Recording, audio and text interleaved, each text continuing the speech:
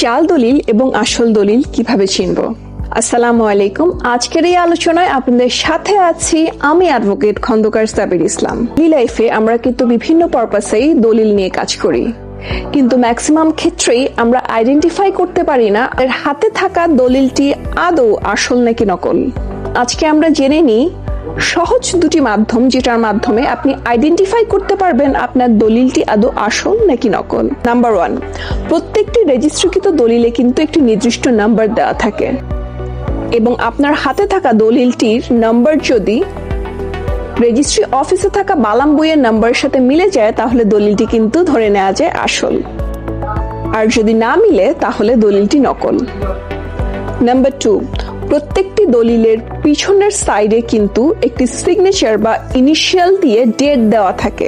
আপনি যদি অনেক বেশি পার্থক্য লক্ষ্য করেন আপনার হাতে থাকা দলিলের সম্পাদনের তারিখ এবং আপনার হাতে থাকা দলিলের পিছনে যে সিগনেচার ইনিশিয়াল সহ তারিখ আছে তার মধ্যে, তাহলে কিন্তু ধরে নেওয়া যায় দলিলটির মধ্যে কোনো ঝামেলা রয়েছে।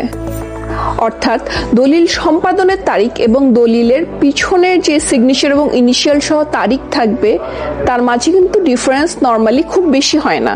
ধরুন আপনার দলিল সম্পাদন করা হয়েছে 2010 সালে, কিন্তু দলিলটির পিছে থাকা যে ডেট এবং সিগনেচার সেইখানে আপনি দেখলেন ডেটটি দেওয়া হচ্ছে 2026 সালের, তাহলে ধরে নেওয়া যায় দলিলটি নকল। সো এই দুইটি সহজ উপায়ে কিন্তু আপনি খুব ইজিলি আইডেন্টিফাই করতে পারবেন যে আপনার হাতে থাকা দলিলটি আদৌ আসল নাকি নকল।